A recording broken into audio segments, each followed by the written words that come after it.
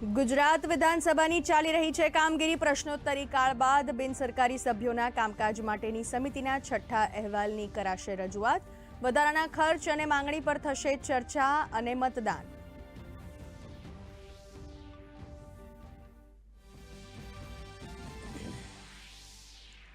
ખેડાના ડાકોરની ભવંસ સ્કૂલમાં ધોરણ 10ની બોર્ડની પરીક્ષામાં ચોરી. એકબીજાને કાપલીની આપ-લે કરતા વિદ્યાર્થીઓના સીસીટીવી સામે આવ્યા.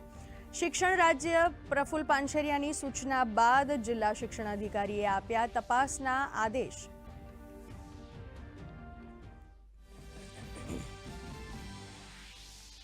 અમદાવાદમાં સીઆઈઆઈના વાર્ષિક બેઠક ઉપસ્થિત રહ્યા મુખ્યમંત્રી ભૂપેન્દ્ર પટેલ. કહ્યું, ઉદ્યોગને ગ્રીન એનર્જી આપવાની દિશામાં સરકારના પ્રયાસો. હંમેશા પ્રોડક્ટની ગુણવત્તા પર ભાર મૂકવા આપી સલાહ.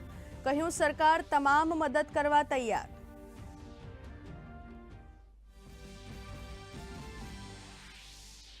સંસદના બજેટ સત્રના બીજા તબક્કાની શરૂઆત. રાજ્યસભામાં ચાલી રહ્યો છે પ્રશ્નોત્તરી કાળ.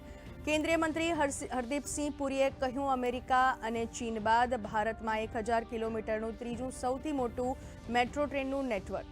લોકસભામાં વિપક્ષના હોબાળા અંગે કેન્દ્રીય મંત્રી જેપી નડ્ડાએ કહ્યું, સરકાર કોઈપણ મુદ્દે ચર્ચા કરવા તૈયાર. ભાગેડુ લલિત મોદીને મોટો ઝટકો. લલિત મોદીનું વાનુઆતુ પાસપોર્ટ થયો રદ. ન્યૂઝીલેન્ડમાં ભારતીય ઉચ્ચાયુક્તે નીતા ભૂષણે નિભાવી મહત્વની ભૂમિકા. લલિત મોદીએ 7 માર્ચે ભારતીય પાસપોર્ટ સરેન્ડર કરવા કરી હતી અરજી.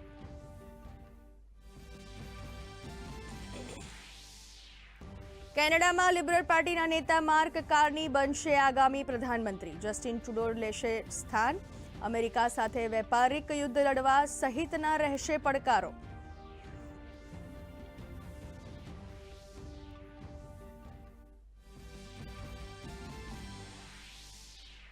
સૌરાષ્ટ્ર અને કચ્છમાં હીટવેવની આગાહી. 6 જિલ્લામાં નોંધાયું 38 ડિગ્રી તાપમાન. આગામી 3-4 દિવસ ગરમીનો પારો પહોંચશે 40 થી 42 ડિગ્રી પર. 13 માર્ચ સુધી યલો એલર્ટની આગાહી.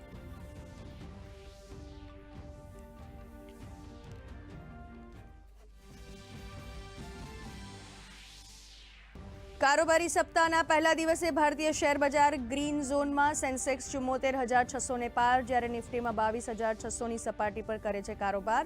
મેટલ અને એફએમસીજી શેર્સમાં ખરીદારી. સોના અને ચાંદીના ભાવમાં પણ વધારો.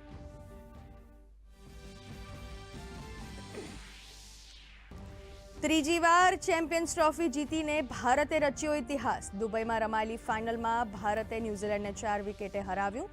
સંસદના બંને ગૃહમાં ટીમ ઇન્ડિયાને અપાઈ જીતની શુભેચ્છા.